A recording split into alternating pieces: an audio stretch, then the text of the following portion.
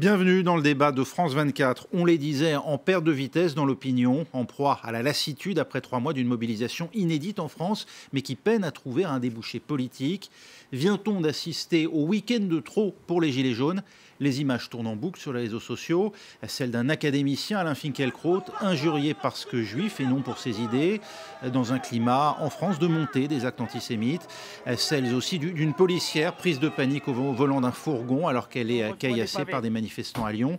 Et puis c'est Ingrid Levavasseur, éphémère tête d'affiche d'une liste autoproclamée Gilets jaunes aux prochaines élections européennes, contrainte d'être exfiltrée des rangs d'une manifestation hier dimanche face à l'hostilité des autres Gilets jaunes. Bref, la violence est-elle en train de submerger ce mouvement d'insurrection citoyenne? Pour en débattre, j'ai le plaisir d'accueillir à mes côtés Marilyn Maesso. Vous êtes essayiste, professeur de philosophie. Vous êtes l'auteur sur le site du Point d'une tribune, abondamment reprise sur les réseaux sociaux, intitulée « Les petites mains de l'antisémitisme ». Vous revenez sur les insultes dont a été victime Alain Finkielkraut ce samedi à Montparnasse à Paris. Merci d'être avec nous. Fawzi Lelouch, vous êtes vous dirigeant associatif à Sevran et comme on peut le voir, Gilets jaunes. Merci d'avoir accepté l'invitation. Yacine Bellatar, vous êtes humoriste, animateur sur Radio Nova et vous siégez au Conseil présidentiel des villes qui, comme son nom l'indique, donne son avis au président de la République Emmanuel Macron en matière de politique de la ville. Vous avez été aussi l'un des premiers à réagir dès samedi sur Twitter en condamnant l'agression verbale dont a été victime Alain Finkielkraut, tout en rappelant vos désaccords. On peut voir ici même donc, ce premier tweet. Bande d'abrutis que vous êtes, si tu veux aider la Palestine, ce n'est pas en agissant de la sorte. Je n'aurais jamais cru l'écrire dans ma vie. Mais j'ai plus honte de vous que de ce soutien. Et vous concluez donc par ce soutien #Finkielkraut, un tweet qui d'ailleurs ne vous vaut pas que des amis, on aura l'occasion d'en parler. Et puis avec nous également l'historien Jean Garrigue. Merci d'être avec nous Jean Garrigue. On va débuter ce débat dans un instant, mais d'abord retour en image sur ce qui a donc constitué l'un des événements de cet acte 14 des Gilets jaunes. Alain Finkielkraut, pris à partie et menacé, c'était samedi dans le quartier parisien de Montparnasse où il réside et où avait donc choisi de manifester des Gilets jaunes. Alain Finkielkraut, violemment pris à partie par des gilets jaunes. La scène se déroule en plein Paris.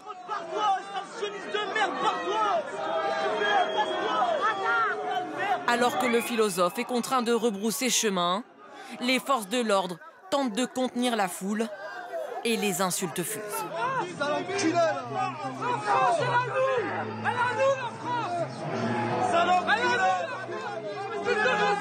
Espèce de haineux! T'es un haineux! C'est la France! Tu vas l'enfer! Le face-à-face ne dure que quelques minutes. Ce matin, l'académicien revient sur ce moment d'extrême tension. La haine est là et elle m'attend assez souvent.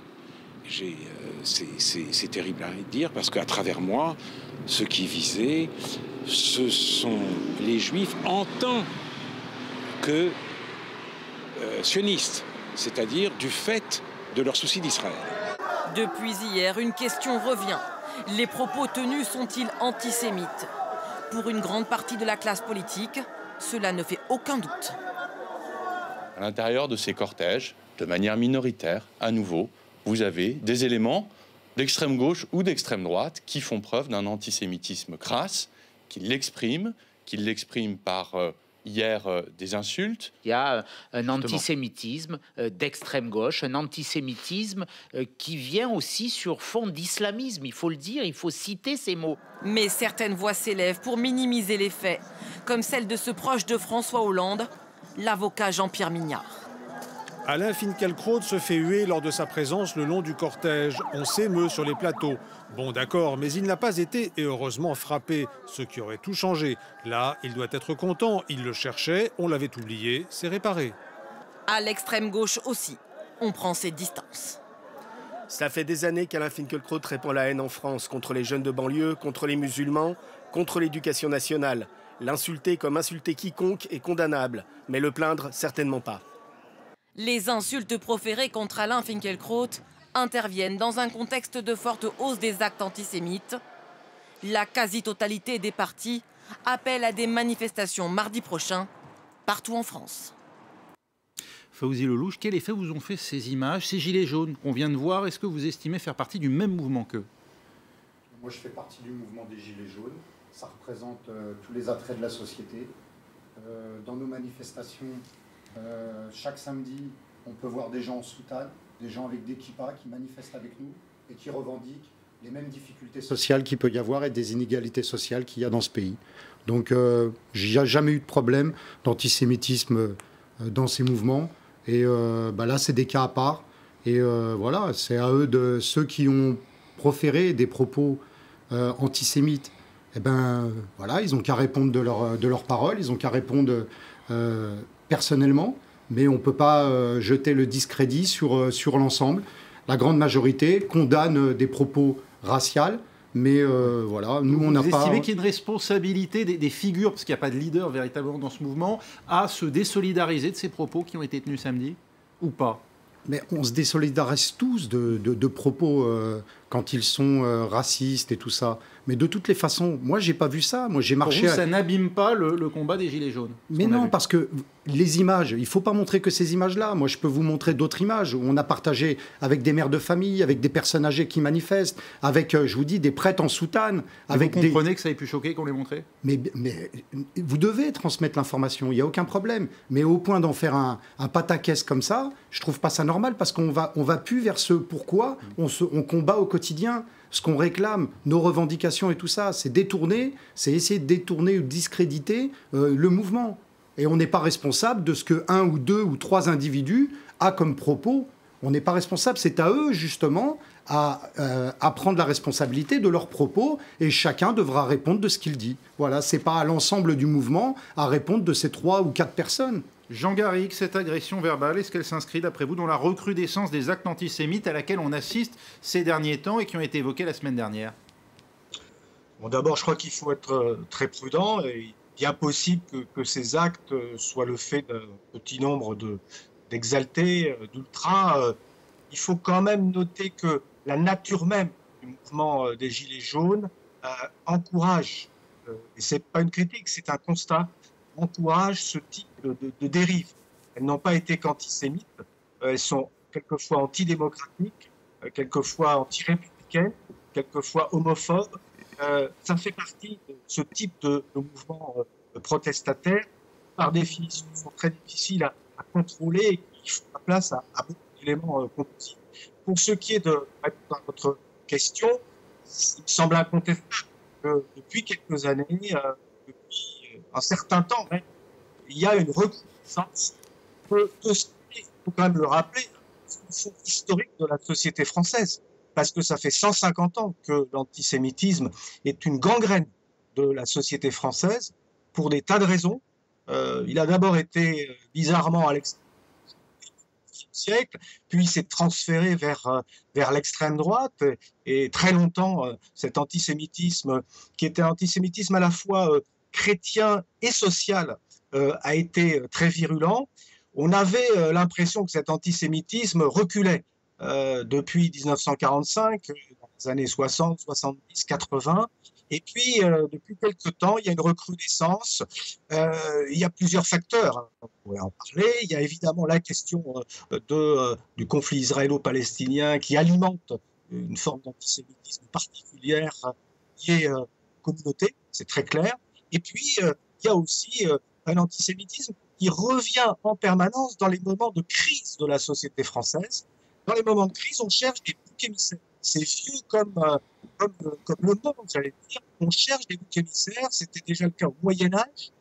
Et eh bien, ces boucs émissaires, on les trouve très souvent dans les cours oui. Et on les trouve notamment dans la population juive. Donc, il y a des éléments. Oui, le son n'est pas très bon. Là, on vous a quasiment perdu, Jean Garrigue. Alors, on va essayer de rétablir de nouveau la liaison. Hein. C'est une liaison par Internet. Hein. Donc, on va essayer de vous retrouver un peu plus tard. Yacine Bellatar, qu'est-ce qui vous a poussé, vous, à réagir et à envoyer donc, ce tweet? Et puis après, il y en a une série d'autres, parce que c'est vrai que vous avez été pris à partie à la suite de ce premier tweet sur Twitter. Je fais partie quand même des gens qui ont souvent combattu Finkielkraut pour ses propos ou par moments même ses dérives, mais là, ça amène le débat d'une manière totalement disqualifiante pour les gens qui prétendent faire un geste pour la Palestine. ou même pour qui que ce soit d'autre. Enfin, je veux dire, c'est odieux.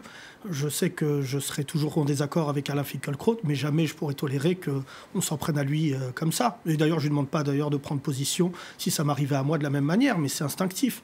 Je suis fier d'être français et je pense que le fait d'être français ne permet pas de tolérer ce genre de comportement, et d'ailleurs qui jette l'opprobre sur tous les gens aujourd'hui de confession musulmane, des gens des quartiers, parce qu'il y a des millions de gens qui y vivent. Mon voisin y vit et j'ai pas l'impression, en tout cas, j'ai pas l'impression que les gens soient liés à cet individu qui a fait quelque chose au-delà d'embarrassant, gênant dans la semaine qui est passée, parce que la semaine qui est passée était effroyable sur 4 points. Déjà, le fait qu'on s'en prenne au symbole qu'est Simone Veil, qui d'ailleurs, au-delà de la croix gammée, je pense que Simone Veil est un symbole qui fédère tous les Français. C'est-à-dire que moi, n'étant pas juif, je me réclame aussi de Simone Veil. Ensuite, il y a quand même ce qui se passe autour de l'arbre d'Ilan Halimi. Déjà, ses parents avaient, je crois, déménagé, ils sont même plus en France.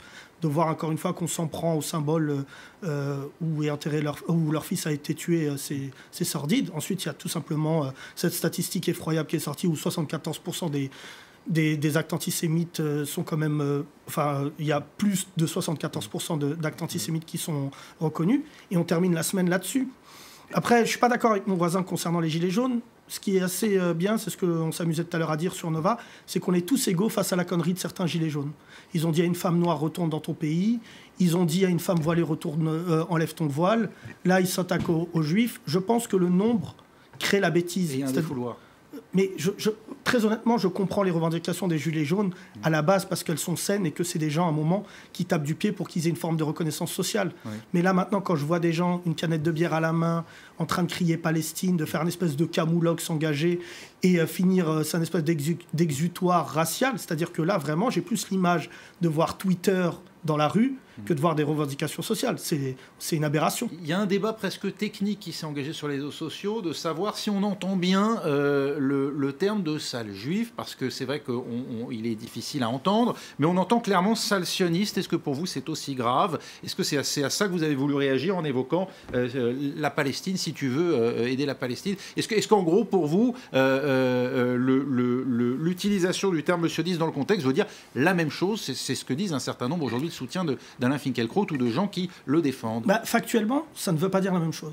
Que des gens mal intentionnés ces 20 dernières années, on ne va pas encore les citer sur votre plateau pour leur faire de la pub, s'approprient des mots, quels qu'ils soient. Moi, en tant qu'humoriste, je combats le fait qu'on s'approprie des mots pour leur donner une déviance qui n'existe pas. La vraie question, et moi par exemple, je suis partisan de 2 États dans cette région quand même, un État pour la Palestine et Israël, ça ne veut pas dire que je déteste ou l'un ou l'autre. Le fait partisan de 2 États, ça veut dire que vous êtes donc vous aussi sioniste, c'est-à-dire pour le droit à l'existence de l'État d'Israël. Non mais c'est pas le problème, c'est-à-dire que là, moi je vais vous dire, j'ai 36 ans, j'ai vécu, j'ai grandi à travers ce conflit.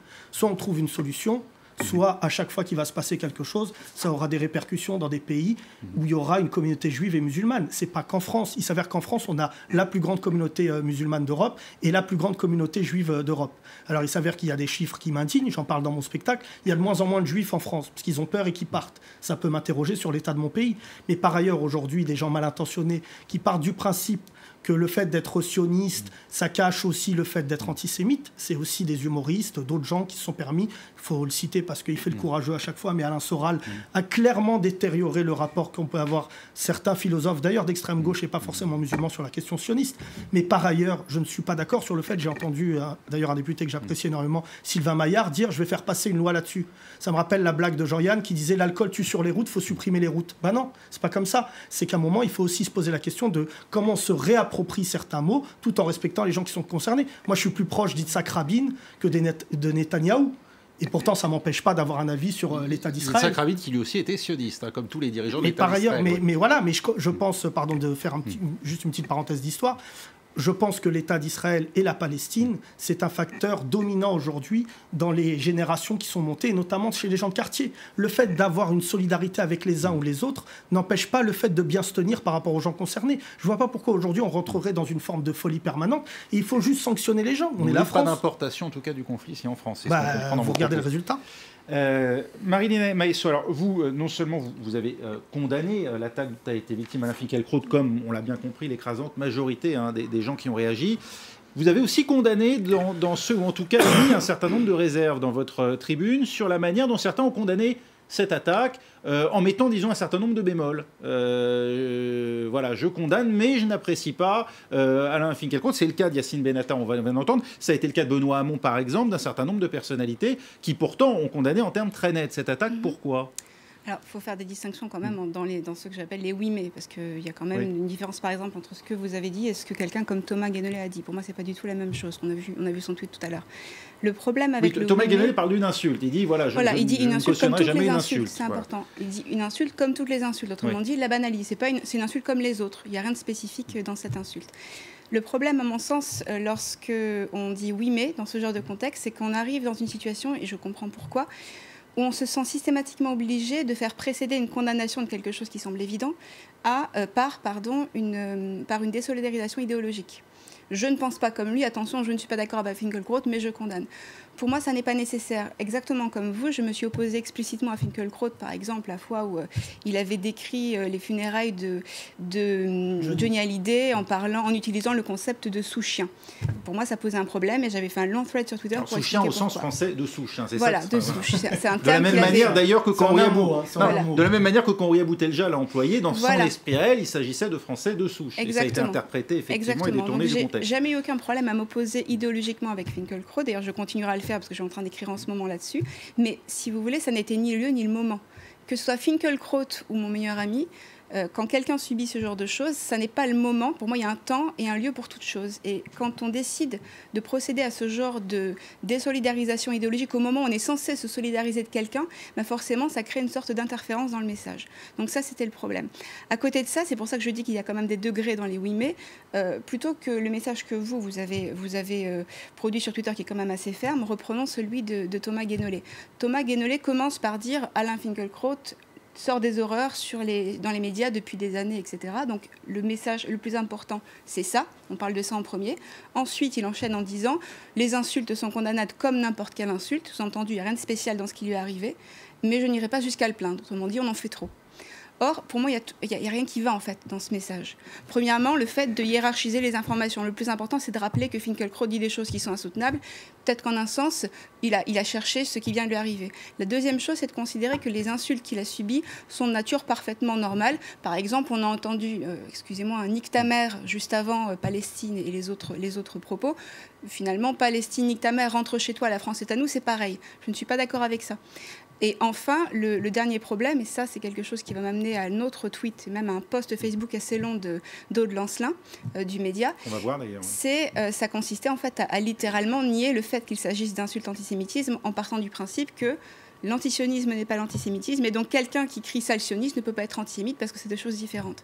Ça, pour moi, c'est nier quelque chose qui est une réalité documentée depuis des décennies, à savoir le fait qu'à l'extrême droite comme à l'extrême gauche, il y a une instrumentalisation de la notion d'antisionisme qui est extrêmement polysémique, qui est extrêmement polymorphe pour des raisons historiques, et qu'à partir de là, il y a beaucoup de gens qui l'utilisent. Comment le savez-vous ? Vous êtes dans la tête de ceux qui profèrent ces paroles ? Si vous voulez, c'est très simple. Quand on prend quelqu'un comme Dieudonné ou Soral, c'est des personnes qui très tôt ont compris que se revendiquer antisémite ou crier sale juif après la Seconde Guerre mondiale, c'est un peu compliqué en France en raison des lois qui existent et qui l'interdisent.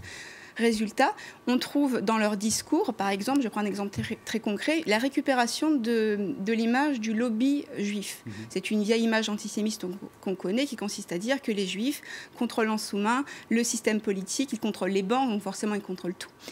Ce motif-là, forcément, si vous parlez du lobby juif aujourd'hui, on va forcément vous sortir une accusation d'antisémitisme. Du coup, qu'est-ce que les gens comme Soral et Dieudonné font ? Ils parlent de lobby sioniste. Attention, on ne parle pas des juifs, on parle des sionistes, c'est pas pareil. Mais malgré tout, on reprend l'idée du lobby.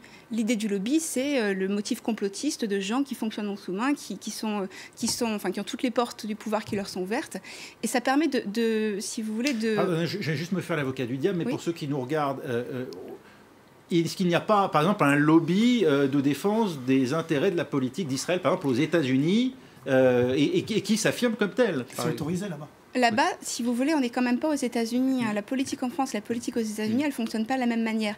Mais le problème, il n'est pas là. Quand vous avez un lobby américain, par exemple, qui a une existence institutionnelle, qui est officielle, qui est reconnue comme telle, on connaît ses membres, il n'y a pas de problème. Ce dont je parle, ce n'est pas du tout ça. C'est un motif, si vous voulez, crypto-complotiste, ou quelqu'un qui va, par exemple, tenir un discours de soutien à l'existence de l'État d'Israël, il va être inclus dans ce lobby. Si vous voulez, le lobby sioniste tel qu'il est développé dans les discours de Soral ou Dieudonné, il a une existence extrêmement vague. On comprend ce que vous voulez dire et je vais vous laisser reprendre dans un instant parce qu'on doit déjà marquer une courte pause. C'est la fin de la première partie du débat et on reprendra dans un instant sur ce point. Merci.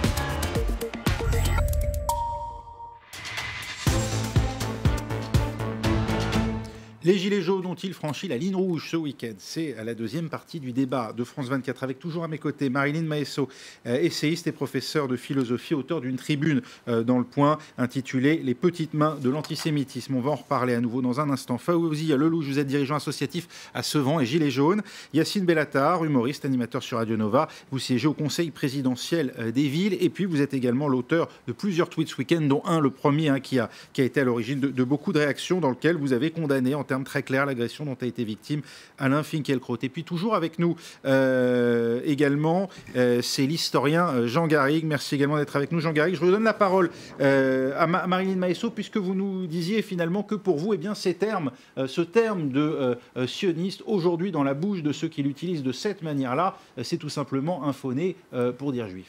Oui, et c'est bien le problème en fait. Le débat à un moment donné s'est cristallisé autour de la question de savoir, vous en avez parlé, si les mots sale juif avaient été prononcés ou pas. Or, j'y ai insisté dans la tribune. Pour ma part, je l'ai entendu, mais ça n'a aucune importance. Parce que quand même, ça n'aurait pas été prononcé. Ce qui a été dit relève indéniablement l'antisémitisme. Le contexte, pour vous, il est très clair. Le contexte, mais même les mots qui ont été prononcés, il faut quand même dire les choses. Vous avez quelqu'un qui a littéralement dit « sale race », ça pour le coup c'est très clair dans l'enregistrement, « sale race, la France est à nous ». Après avoir dit Palestine, tu vas mourir. Et puis on entend un peu plus loin sur une autre vidéo, rentre chez toi à Tel Aviv, rentre chez toi en Israël. Ce discours-là, rentre chez toi, dit à un Français juif, c'est exactement un discours d'extrême droite. Et peu importe la personnalité de la victime, vous dites ce qui importe, c'est l'essentialisation, c'est-à-dire le fait qu'on les considère comme juifs avant de le considérer comme un intellectuel avec des idées qui peuvent déplaire. Bien sûr, et c'est surtout l'idée qu'il n'est pas chez lui en France. Il y a quand même un paradoxe là-dedans. Quand vous vous dites antisioniste, c'est que du coup vous êtes opposé à la politique coloniale d'Israël. D'un côté, vous attaquez la politique coloniale d'Israël, de l'autre, vous dites à un Français de confession juive qu'il n'est pas chez lui dans son pays et que du coup, il devrait aller chez les Juifs, entre guillemets, en Israël. Il y a quand même une contradiction là-dedans. Oui, une contradiction et puis clairement une forme de xénophobie en tout cas. Yacine Bellatar, c'est ça qui vous a fait réagir pour vous? On le redit, il n'y avait pas d'ambiguïté sur le fait que les insultes qui ont été proférées s'adressaient à quelqu'un parce que juif et pas seulement parce que partisan d'Israël, ce qui effectivement ne correspond pas vraiment au discours habituel d'Alain Finkielkraut. On ne peut pas dire qu'il prenne énormément position sur la politique d'Israël, il est plutôt sur des questions franco-françaises en général. Non, il a déjà tenu des positions, mais je rejoins Marilyn sur certains points. Je marque juste un désaccord par rapport à la notion d'antisionisme et d'antisémitisme.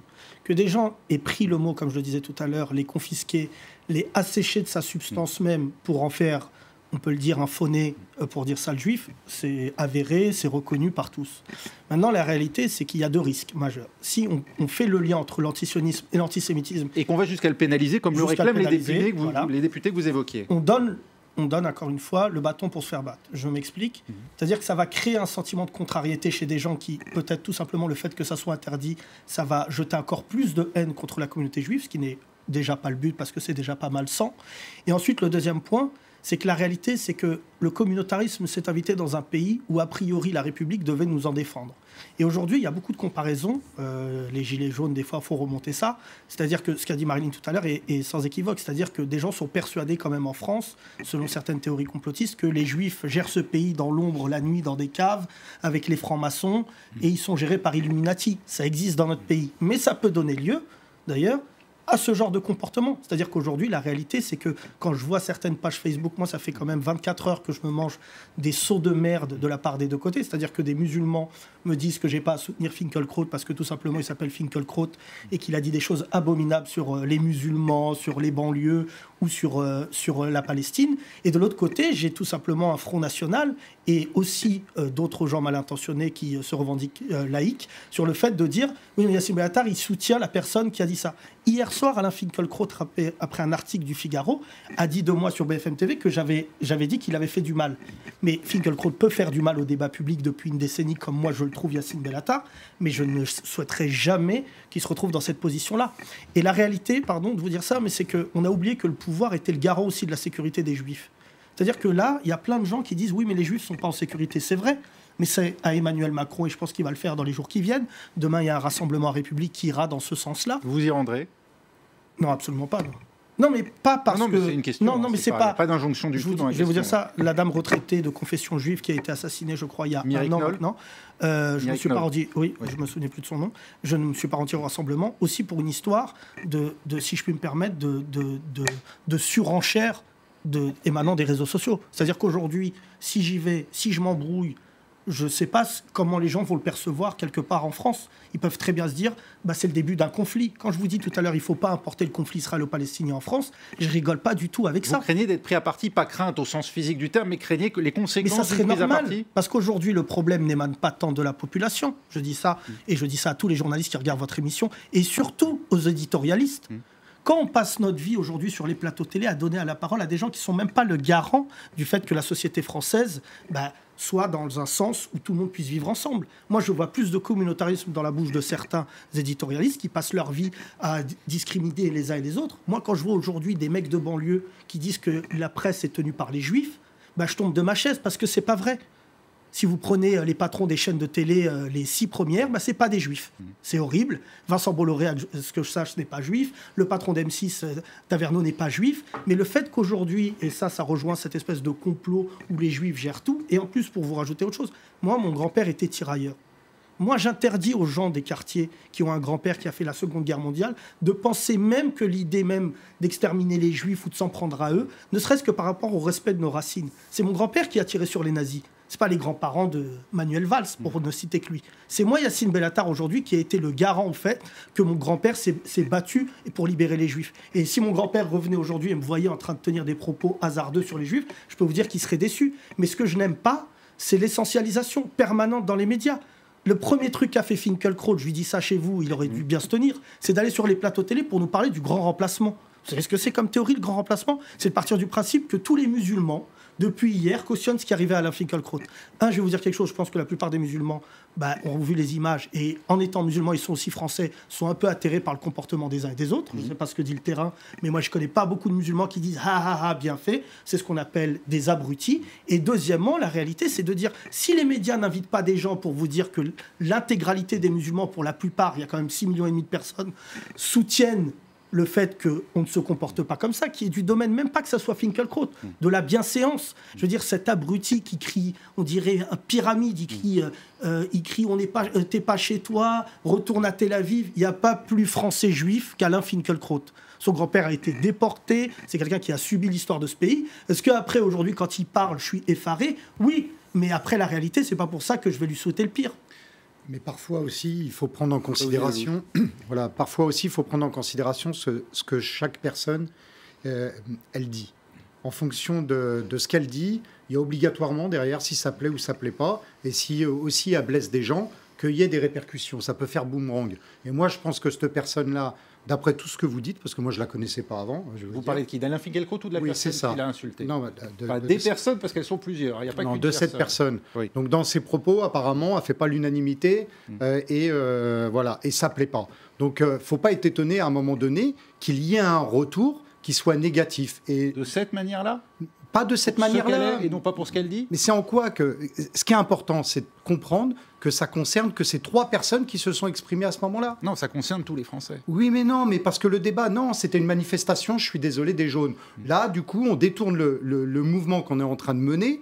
Pourquoi? Parce que depuis 48 heures, on est en train de parler que de ça, alors que les vrais problèmes dans ce pays, ils ne sont pas sur l'antisémitisme. Ils sont sur les problèmes de pouvoir remplir un frigo, de pouvoir vivre de son travail. La profanation des lieux de mémoire ne sont pas un problème pour les Français. C'est pas un problème matériel, mais est-ce que c'est pas un problème toujours pour une les carte Français qui revient pour discréditer un mouvement qui est en place et qui a vraiment une légitimité aujourd'hui, parce que dans la société au XXIe siècle, comme on le vit, aujourd'hui, il y a beaucoup de gens qui ont du mal à vivre de leur travail, à vivre au quotidien. On voit des personnes âgées, on voit des SDF dehors, on voit des gens qui n'arrivent plus à payer leur loyer, qui sont surendettés, on voit des gens qui travaillent et qui ont tellement de charges qu'ils n'arrivent pas à finir les fins de mois. Et le vrai débat, il est là. Je ne comprends même pas. Pour autant, je me demande même, je ne sais même pas ce que je fais sur ce plateau-là, à discuter d'une personne qui, justement, du coup, on parle que de lui. Oui, personne l'aime apparemment dans ses propos. Et du coup, il doit assumer ses propos. Et les personnes qui lui ont répondu et qui lui ont mal répondu, ils doivent assumer aussi leurs propos. Non mais pardon, juste... Yacine Bellatar. Il arrive un moment, il ne faut pas tout mélanger, je veux dire... juste pour...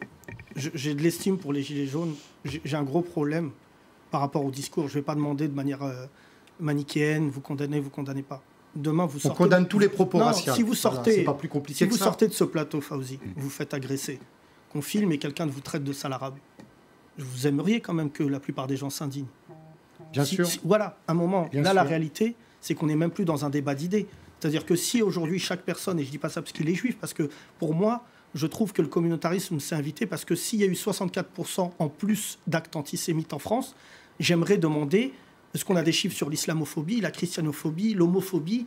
J'ai envie de savoir où en est notre pays sur la question de la différence par rapport aux autres. Ça touche, juste pour conclure, oui. Le fait que ça touche les juifs, ça prend une autre tournure, parce que historiquement, la France a un problème établi avec les juifs. Notre pays, ça a beau être notre pays, il a donné des juifs aux nazis. C'est ça. C'est le fait que la France n'accepte pas les pages noires et que ça fait maintenant plus de 50 ans qu'elle cherche un épouvantail en disant « mais c'est pas la France ». Si, la France a un problème essentiel avec les juifs. Et quand on étudie l'histoire de notre pays, c'est bien étudié. Par ailleurs, de jeter juste maintenant l'amalgame sur l'idée, mais ma voisine le disait de manière tout à fait brillante, c'est que c'est polyforme. Pourquoi les gens n'aiment pas les juifs? Oui, parce que l'auteur des insultes, là, il y a eu plusieurs auteurs, parce qu'on a du mal effectivement à déterminer qui sont lesquels. Il y en a eu 2 ou 3. On entend beaucoup de voix. On était entre 30 000 et 40 000 manifestants. Il y a eu 2 ou 3 personnes. Il y a eu 2 ou 3 personnes qui s'en sont pris à cette personne, peut-être qui connaissent les propos, ils ne les ont pas appréciés. Eh bien, ils sont identifiables, c'est facile d'aller les voir et puis qu'ils répondent auprès de la justice ou quoi s'ils doivent répondre. Mais du coup, on fait une salade de quelque chose qui, du coup, est inapproprié aujourd'hui avec ce qui se passe en France. Parce que depuis longtemps, on sait très bien l'historique de ce pays-là, et je crois que cette carte-là, on n'a pas besoin de la remettre sur le plan. Je pense qu'il y a des gens qui ont souffert assez dans le passé par rapport à cette question-là. Il n'y a pas besoin de la remettre en avant. Demain, ça va être quoi ? En l'occurrence, qui l'a remise en avant hier, c'est pas... C'est 3 ou 4 personnes qui l'ont remise en avant. Ben voilà. Et tous les autres, qu'est-ce qu'ils réclament au quotidien ? Mais c'est 4 de trop. 4 de trop, oui, mais sur 40 000 personnes. Jean Garrigue. On ne peut pas contrôler 40 000 personnes. Et les 40 000 personnes, en règle générale, la grande majorité... ils condamnent ses propos et de toutes les façons, ils ne se conduisent pas de cette façon. Jean Garrigue, juste rapidement, et puis après je vous demanderai de réagir à l'autre actualité du week-end concernant aussi ces mouvements des Gilets jaunes, mais sur cette volonté de députés d'interdire, de pénaliser l'antisionisme, c'est-à-dire en gros de créer un délit dans le fait de condamner, dans le fait de nier l'existence d'un État, en l'occurrence celui d'Israël. Est-ce que ça créerait un précédent d'abord dans le pays, et est-ce que c'est souhaitable ou pas ? Écoutez, dans le climat actuel de la société française, on en a parlé, vos invités en ont parlé, je ne suis pas sûr que ce soit la meilleure idée.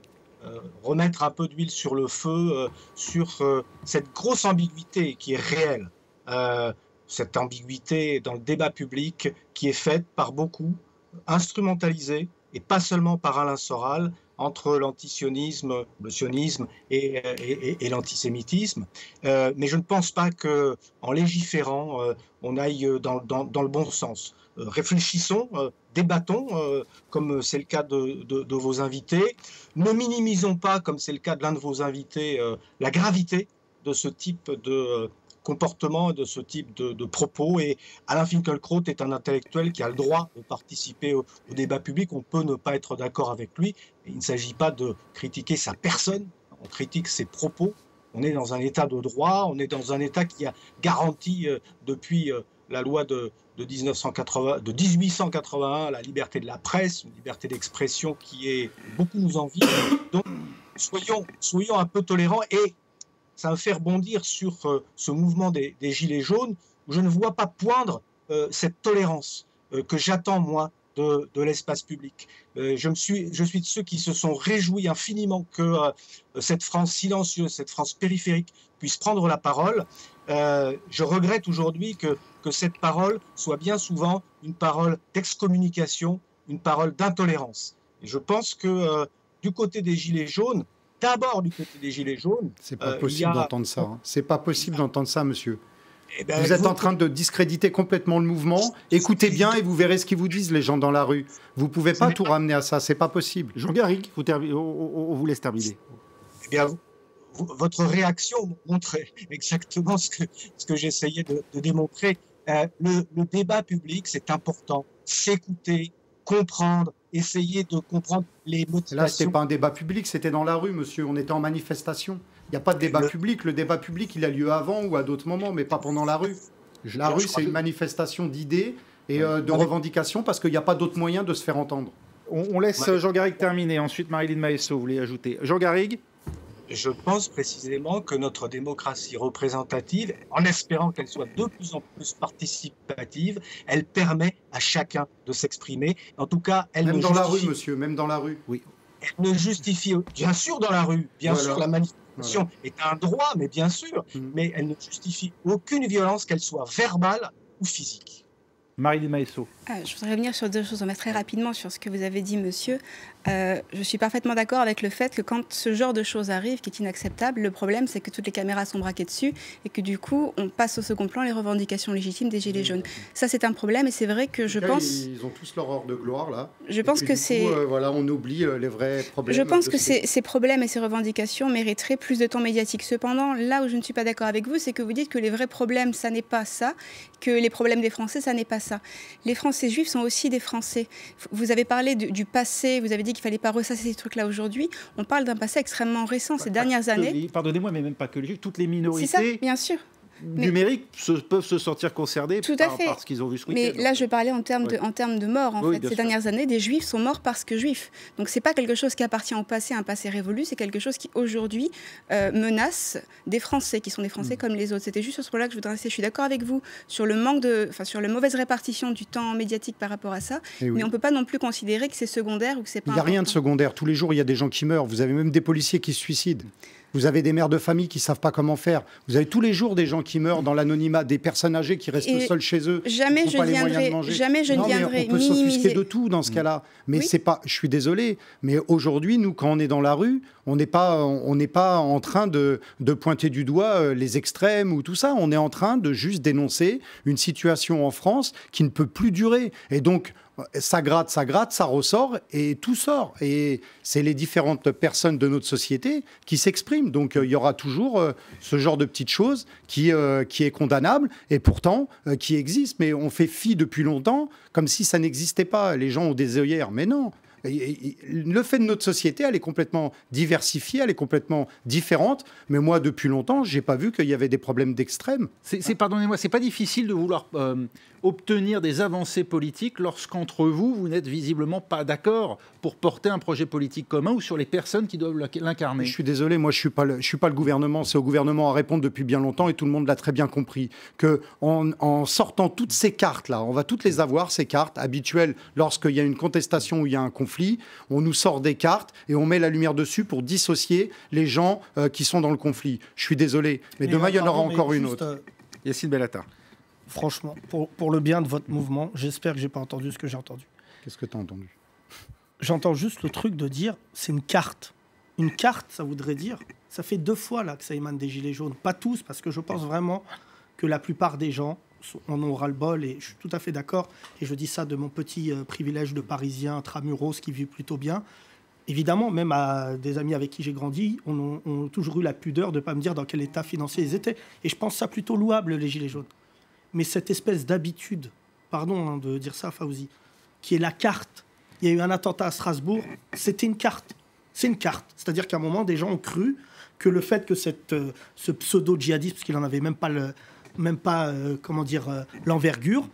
C'est fait exprès. C'est le gouvernement, c'est les Gilets jaunes qui ont dit ça à un moment. Ils n'ont pas dit que c'était fait exprès. C'est pas vous qui l'avez dit. Non, c'est ce qu'a dit Maxime Nicole. Non, mais voilà, cette situation-là, pour moi, elle n'est pas fait exprès. Non, mais Fawzi, c'est juste qu'à un moment donné... Fawzi, il faut rentrer quand même dans un débat qui est noble pour tout le monde. Le fait que vous revendiquiez des choses, tout le monde est favorable. Ce qui me désole pour les Gilets jaunes, c'est que votre popularité baisse comme neige au soleil. Non, pourquoi? Pour aller au bout, c'est qu'aujourd'hui... Il faut demander aux gens qui se sont exprimés à ce moment-là... Fawzi, on ne peut pas tomber automatiquement dans le... Comme par hasard. Comme par hasard, il y a eu un attentat. Comme par hasard... Bon, il s'avère que Finkielkraut, j'ai cru comprendre, bon, maintenant il va déménager parce que tout le monde sait où il habite. Le truc qui me désole, c'est le fait... et le rouleau compresseur gilet jaune a peut-être manqué de tact ces derniers mois là-dessus. On ne juxtapose pas des souffrances. C'est pas « ah, vous les juifs, vous en êtes là »,« ah, les musulmans, vous en êtes là », mais nous, les gilets jaunes, on en est là. La France, c'est plus complexe. On peut être gilet jaune et de confession musulmane et de banlieue, et ça n'enlève pas le fait... dans les cortèges et ça se passe très bien. Mais il n'y a pas de souci. Mais après, à un moment, venir sur un plateau télé et dire ça, si aujourd'hui il y a une salade, elle n'est pas bonne et on doit la manger. Moi, depuis que j'ai vu Finkielkraut dire ça, je me dis pas il a fait exprès d'être là. Ça me désole, Fawzi. J'ai jamais dit une seule fois qu'il a fait exprès d'être là. Et ça me désole. Je dis pas que c'est vous, simplement. Je vous dis juste, Fawzi, que les personnes qui ont tenu ces propos-là, il est facile de voir avec eux et qu'ils répondent. Pourquoi vous minimisez l'idée qu'à un moment, mais non, mais j'ai dit, c'est des gilets jaunes quand ils avaient des ronds-points qui ont dit à une nana enlève ton voile. C'est les gilets jaunes, certains gilets jaunes qui ont dit à un moment une nana noire qui est avec son enfant rentre dans ton pays, bordel. Ce sont des gilets jaunes qui ont applaudi Dieudonné lorsqu'il s'est rendu. Et à un moment, le fait à chaque fois, Fawzi, moi j'ai pas vu ça. Je suis désolé. Mais alors, images ont tourné. Non, c'est pas ça. C'est parce qu'il y a tellement de personnes qu'à un moment donné, il y a des gens aussi qui ont des aspirations différentes. Et on peut pas condamner un ensemble d'un mouvement juste parce qu'il y a 2-3 personnes qui font ce genre de choses. Mais Fawzi, pour pardon, puisqu'a priori vous venez de Sevran, donc a priori c'est une ville que j'affectionne. Pour un mauvais élève dans une classe, on peut dire que la classe elle est bordélique. Il y a 30 élèves. Aujourd'hui, les gilets jaunes. De retrouver la personne et puis de l'interroger. Mais ils l'ont retrouvé déjà, mais c'est pas le problème. C'est pas le problème. C'est que moi je pense que les gilets jaunes, malheureusement. Des cas isolés. Mais on va pas condamner un mouvement pour des cas isolés. Et je dis ça à la communauté juive, si tant est qu'elle ait envie d'entendre cela. Je pense que j'ai mis longtemps, moi, et je le dis sur votre plateau. La communauté musulmane revendique, si tant est qu'il y a une communauté musulmane, revendique le fait de souffrir aussi de beaucoup d'amalgames, de souffrances, de racisme. Ça existe aussi. Il y a des agressions islamophobes. J'ai pris conscience à travers un ami à moi de ce que vivaient les juifs. Ils étaient 700 000 il y a quelques années. Aujourd'hui, je crois que le chiffre, ils sont 500 000. Il y a 200 000 juifs qui partent, non pas parce qu'ils ont envie de rester. Il n'y a pas de statistiques en France. Non, mais en l'occurrence, la communauté juive sait tenir des statistiques que d'autres communautés ne savent pas tenir. La réalité aujourd'hui, c'est pas ce que je souhaite. C'est qu'aujourd'hui, il y a un terreau fertile en France pour un ras-le-bol, notamment sur cette question-là. Si nous, sur les plateaux télé, on n'appelle pas au calme, je peux vous dire que dehors, ils ont la capacité à entendre le message 10 fois pire.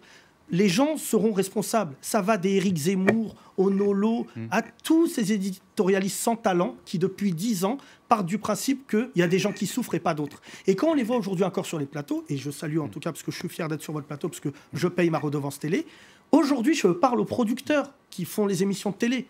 Vous êtes responsable aujourd'hui de votre ligne éditoriale. Quand vous invitez des fous furieux qui ont humilié les Gilets jaunes pendant 2 mois en les faisant passer pour des espèces de gueux du Moyen-Âge, vous êtes responsable. Mais quand vous invitez un Gilet jaune qui est capable de vous dire derrière ce que vit Finkielkraut quelque part, c'est normal, vous êtes responsable. Bien sûr, de la même manière que des Gilets jaunes sur notre plateau ont parfois insulté en allant jusqu'à la diffamation des responsables politiques parce que responsables politiques, et que de la même manière... Moi, je suis désolé, j'ai jamais dit que c'était normal. J'ai pas dit. Non, mais on pourrait le penser. Marilyn Maïsso. L'autre point sur lequel je voulais revenir tout à l'heure, en écho à ce que mon collègue historien a dit, c'est au sujet de la proposition de loi qui viendrait interdire l'antisionisme. Je suis tout à fait d'accord avec lui. Je pense que c'est pas une bonne idée de légiférer là-dessus. Je pense que, comme dans beaucoup de situations, le problème, c'est pas qu'il manque des lois, c'est qu'on les applique pas correctement.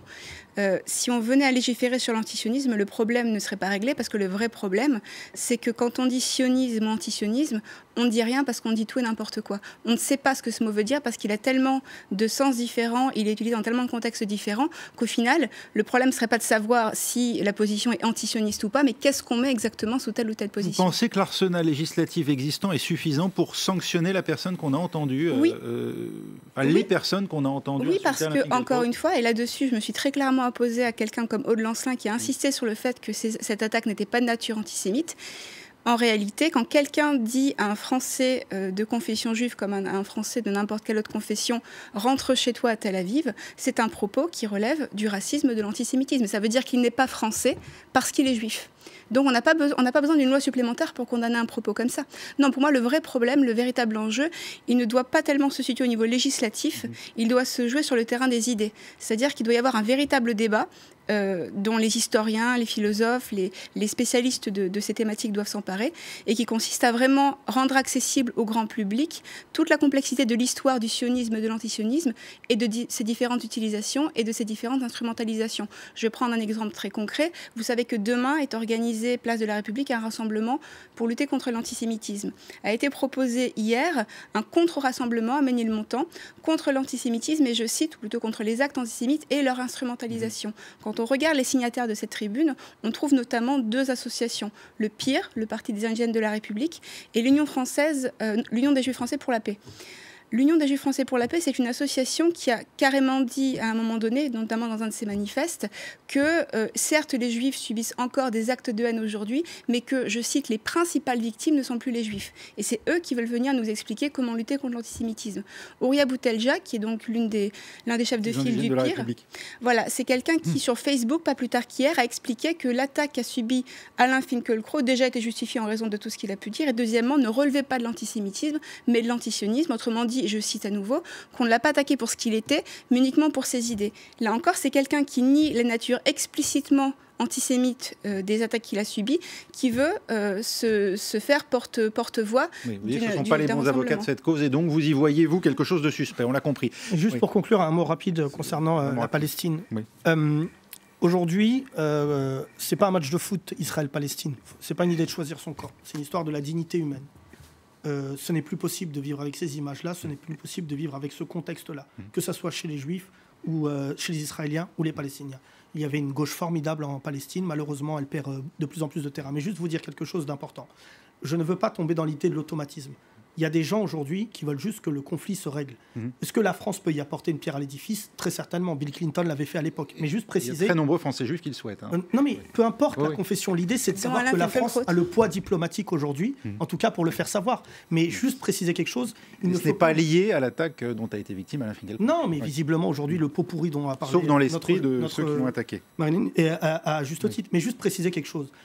Interdire le fait à travers cette loi d'évoquer ce conflit, ça va renforcer des positions, et là pour le coup on risque de tomber vraiment dans un drame absolu. Merci Yacine Bellatar, merci également à Fawzi Lelouch qui était avec nous, à Jean Garrigue qui était, vous l'avez compris, chez lui à distance, et avec nous ici même en plateau, Marilyn Maesso. Merci à vous quatre d'avoir accepté de débattre. Restez sur France 24 dans un instant, c'est un nouveau journal.